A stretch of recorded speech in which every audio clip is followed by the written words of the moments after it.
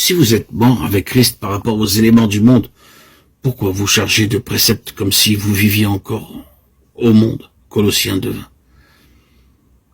La lecture de l'Épître aux Galates nous montre ceux-ci menacés dans leur croissance spirituelle par un retour aux œuvres de la loi.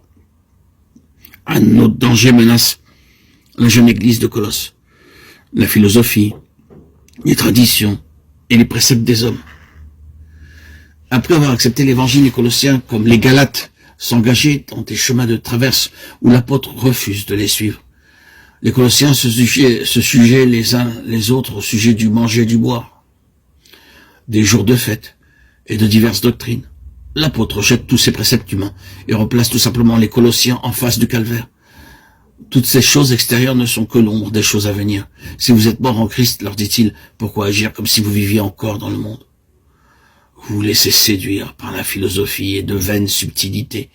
Vous vous laissez maîtriser par des docteurs charnels, enflés d'orgueil, qui ne demeurent pas attachés au chef, Christ.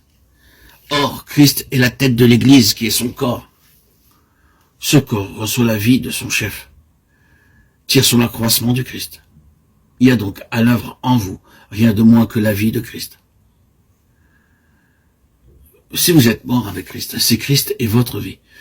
Pourquoi vous remettre sous la tutelle des hommes, vous soumettre à des commandements humains touchant les choses extérieures et éphémères? La viande ne nous rend pas agréable à Dieu. 1 Corinthiens 8:8.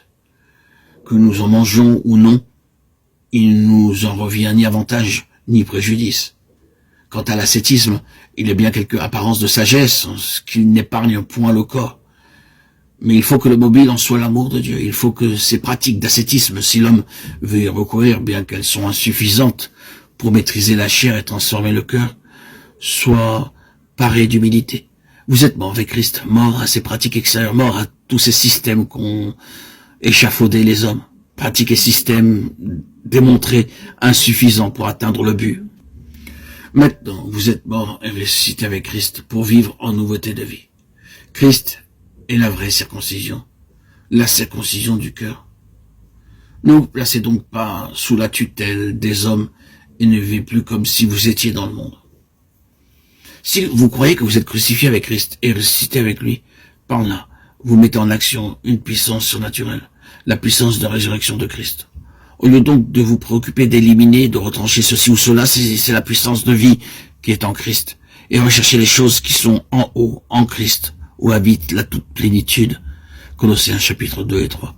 Car vous êtes morts et votre vie est cachée avec Christ en Dieu. Colossiens 3:3.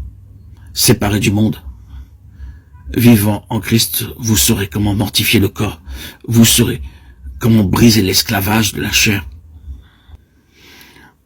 En ce 21e siècle, nous sommes encore exposés au même danger que les Colossiens. Nous sommes enclins à nous placer sous des règles toutes humaines pour arriver à plus de sainteté ou de consécration.